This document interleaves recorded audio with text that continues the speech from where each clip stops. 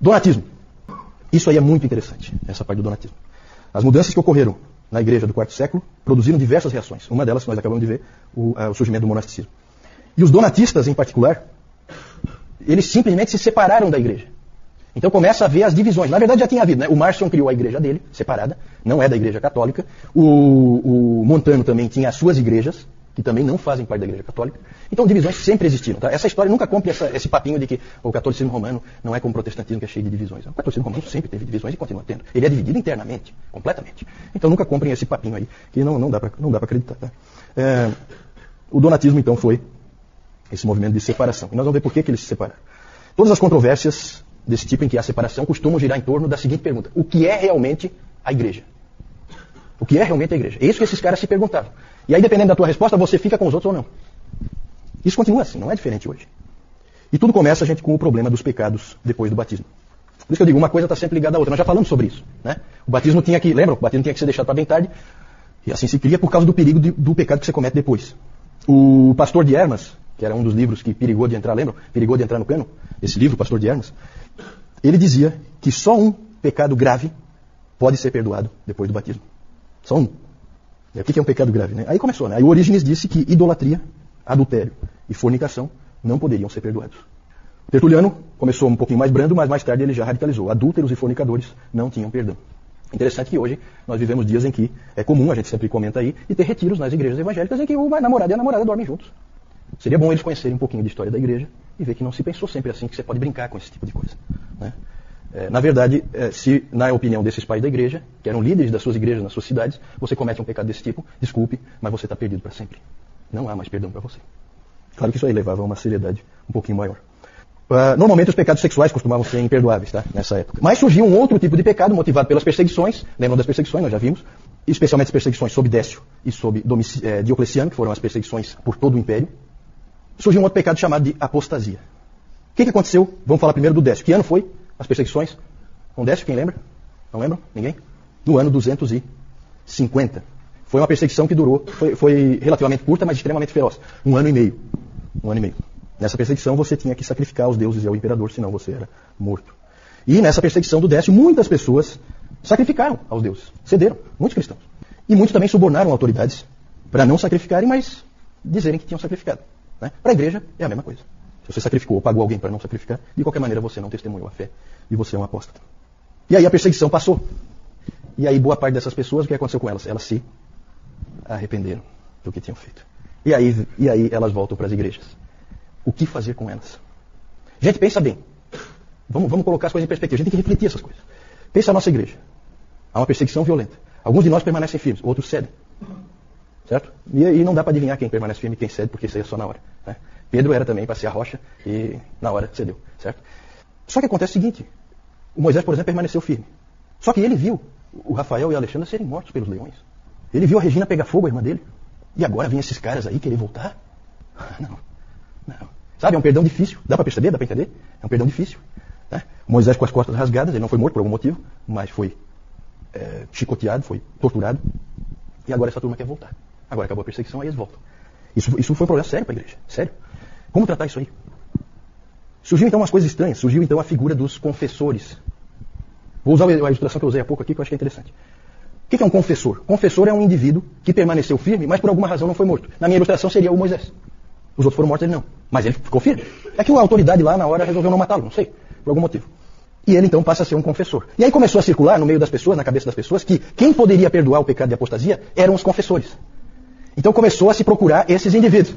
Então Moisés seria procurado pelos apóstolos para que eles conversassem com ele e ele perdoasse. Muitas pessoas não se conformaram com isso, porque aí o Moisés, esses confessores, eles eram reverenciados, eles eram heróis. A igreja via eles como heróis. Né? Claro que os que morreram também, mas aquele era um herói vivo. Né? Então, isso aí levou a um problema na igreja e levou a vários tipos de posição. Muitas pessoas, porque aí o Moisés ele ouvia a pessoa e ele passava lá um sermão nela, não sei como é que ele fazia, e a pessoa então estava perdoada e podia voltar. Só que muita gente disse, não, isso aí é perdão barato. Não aceito. E batiam o pé. E aí surgiu um indivíduo, um bispo rival em Roma, chamado Novaciano, isso lá no século III, porque na perseguição de Décio, esse Novaciano bateu o pé e disse, o ponto básico, né, do que ele ensinava, é que os que haviam cedido não podiam ser aceitos de volta. Nenhum. E a igreja novaciana se espalhou-se por muitos lugares e passou a ser uma igreja separada. Houve uma divisão em torno desse aspecto.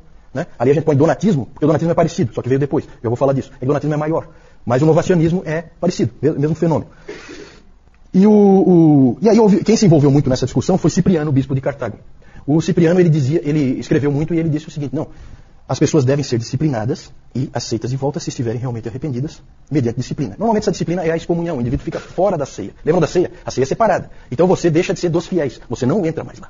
Mas você volta a ser aceito como cristão, você agora vai ser, por um bom tempo, você vai ser reanalisado, vai alguém encostar em você, vai te orientar e tal, vai fortalecer a tua fé. Esse era o pensamento que o Cipriano tinha. Só que ao mesmo tempo o Cipriano dizia, isso vale para os cristãos comuns, não vale para os bispos e presbíteros.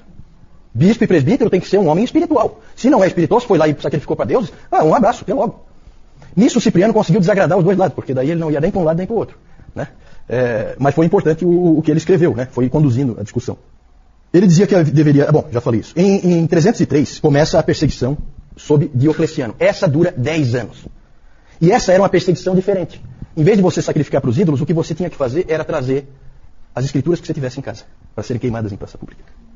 Você trazia, entregava, e aí isso era queimado. Né? E você não era morto. Porque eles entendiam que se você entregou, você não é um cristão realmente. E muitas pessoas cederam. Essas pessoas foram chamadas de traditors.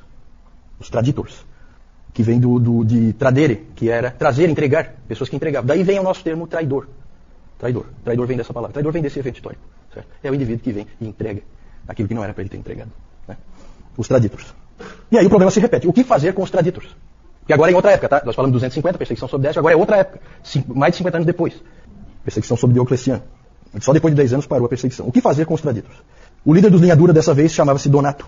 Era um bispo rival em Cartago, não em Roma, como Novaciano. E ele dizia, não tem como voltar, não aceito nenhum. E aí se criou então, ele se separou e se formou a igreja donatista, que era separada. É interessante que a igreja é separada mesmo, tá?